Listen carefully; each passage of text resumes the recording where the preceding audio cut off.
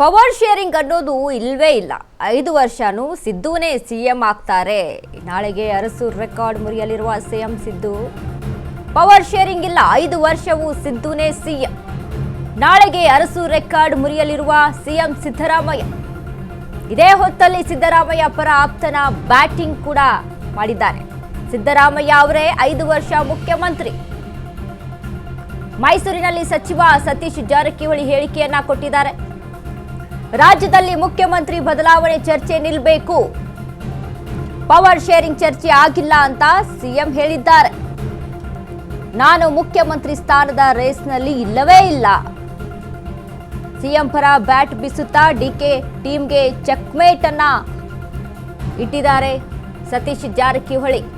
Power sharing ಇಲ್ಲ, 5 ವರ್ಷ ಸಿದ್ದುನೇ CM ಆಗ್ತಾರೆ.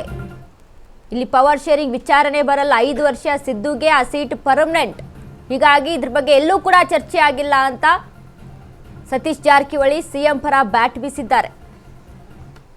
ಬರ್ಲಿ, ಇನ್ನು ಹತ್ರ ಬರ್ಲಿ. ಅವಾಗ ಇನ್ನೂ ದೂರ ಇದೆಯಲ್ಲ, 28 ಕೂಡ ಇನ್ನು 30 ತಿಂಗಳಿದೆ. ಇದೆ ಬಂದ್ಮ್ಯಾಗ ಹೇಳ್ತೀವಿ. Thank you. ಅಧಿಕಾರ ಹಂಚಿಕೆ ಬಗ್ಗೆ ಏನಾದ್ರು ಚರ್ಚೆಗಳಿದೆಯಾ? ಇಲ್ಲ, ನಮ್ಮ ಅದು ಹೇಳಿಲ್ಲ, ನಾವು ಆ ಮಟ್ಟದಲ್ಲಿ ಇಲ್ಲ.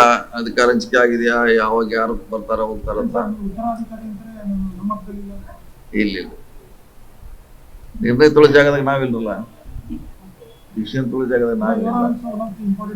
ಇರ್ಬೋದು ಯಾತ್ರ ಇಲ್ಲ, ಪ್ರಶ್ನೆ ಇಲ್ಲ. ಆದ್ರೆ ಡಿಸಿಷನ್ ತುಳಿದೆಲ್ಲ ಡೆಲ್ಲಿ ನಮ್ಮ ಮಟ್ಟದಲ್ಲಿ ಯಾವ್ದು ನೋಡೋಣ. ಇನ್ನೂ ನಿರ್ಧಾರ ಆಗ್ಬೇಕು, ಅದು ಇನ್ನೂ ಚರ್ಚೆ ಆಗ್ಬೇಕು. ಎಲ್ಲಿ ಮಾಡ್ಬೇಕು, ಏನ್ ಮಾಡ್ಬೇಕು ನಿರ್ಧಾರ ಆಗ್ಬೇಕು.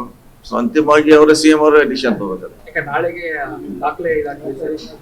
ನಾಳೆ ಹೈಯೆಸ್ಟ್ ಚೀಫ್ ಮಿನಿಸ್ಟರ್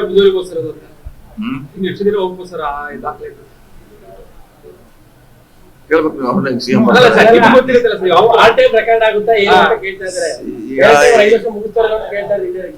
ಇಲ್ಲ, ಈಗಂತೆ ಅವ್ರು 5 ವರ್ಷಕ್ಕೆ ಸಿಎಂ ಆಗಿದ್ದಾರೆ. ಇದ್ದದ್ದು 5 ವರ್ಷಕ್ಕೆ ಅವರು. ಸೊ ನಾವೀಗೆಲ್ಲ ಸಾಕಷ್ಟು ಸರಿ ಇದ್ರ ಬಗ್ಗೆ ಹೇಳಿದೀವಿ.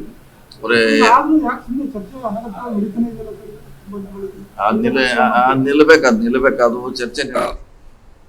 ಈ ಬಗ್ಗೆ ಹೆಚ್ಚಿನ ಮಾಹಿತಿಯನ್ನ ಕೊಡ್ತಾರೆ ನಮ್ಮ ಪ್ರತಿನಿಧಿ ಸಂದೀಪ್. ಸಂದೀಪ್, ಇದೀಗ ನಾಳೆ ಸಿದ್ದರಾಮಯ್ಯ ಅವರು ದೇವರಾಜ್ ಅರಸು ಅವರ ರೆಕಾರ್ಡ್ ಅನ್ನ ಬ್ರೇಕ್ ಮಾಡ್ತಾರೆ ಒಂದ್ ಕಡೆ. ಬಟ್ ಇನ್ನೊಂದ್ ಕಡೆ ಸತೀಶ್ ಜಾರಕಿಹೊಳಿ ಒಂದು ಮಾತನ್ನ ಹೇಳಿದ್ದಾರೆ. ಸೊ ಏನೆಲ್ಲ ಇಲ್ಲಿ ತಿಳಿದು ಬರ್ತಾ ಇದೆ, ಏನೆಲ್ಲ ಒಂದು ಮೆಸೇಜ್ ಅನ್ನ ಕೊಡೋಕೆ ಹೊರಟಿದ್ದಾರೆ ಅಂತ?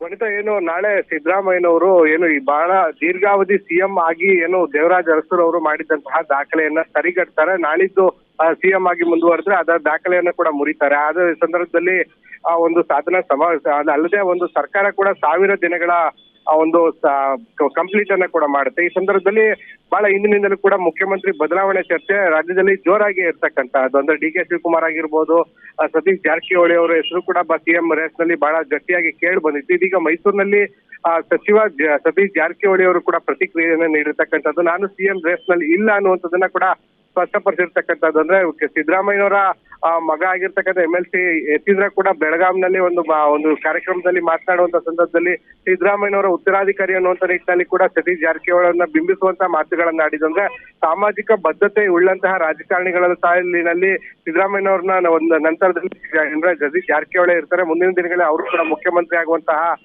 ವ್ಯಕ್ತಿ ಅನ್ನುವಂತ ನಿಟ್ಟಿನಲ್ಲಿ ಮಾತುಗಳನ್ನ ಆಡಿದ್ದು. ಆ ಸಂದರ್ಭದಲ್ಲಿ ಸಿದ್ದರಾಮಯ್ಯನವರ ನಂತರದಲ್ಲಿ ಏನು ಸಿಎಂ ರೇಸ್ ನಲ್ಲಿ ಸತೀಶ್ ಜಾರಕಿಹೊಳಿ ಅವರು ಕೂಡ ಇದ್ದಾರೆ ಅನ್ನುವಂತದ್ದು ಕೂಡ ಸಾಕಷ್ಟು ಚರ್ಚೆಯಲ್ಲಿತ್ತು. ಇದೀಗ ಮೈಸೂರಿನಲ್ಲಿ ಸ್ವತಃ ಸತೀಶ್ ಜಾರಕಿಹೊಳಿ ಅವರೇ ಕೂಡ ಸ್ಪಷ್ಟಪಡಿಸಿರ್ತಕ್ಕಂಥದ್ದು, ನಾನು ಈ ಒಂದು ಸಿಎಂ ರೇಸ್ ನಲ್ಲಿ ಇಲ್ಲ ಅನ್ನುವಂಥದ್ದು. ಮತ್ತೆ ಮರು ಪ್ರಶ್ನೆಗೂ ಕೂಡ ಅಂದ್ರೆ 2028ಕ್ಕೆ ಸಿಎಂ ರೇಸ್ ನಲ್ಲಿ ಇದ್ದೀರಾ ಅನ್ನುವಂತ ಮಾಧ್ಯಮಗಳ ಮರು ಪ್ರಶ್ನೆಗೂ ಕೂಡ ಇನ್ನೂ ಕೂಡ ಕಾಲ ಮುಂದೆ ಇದೆ.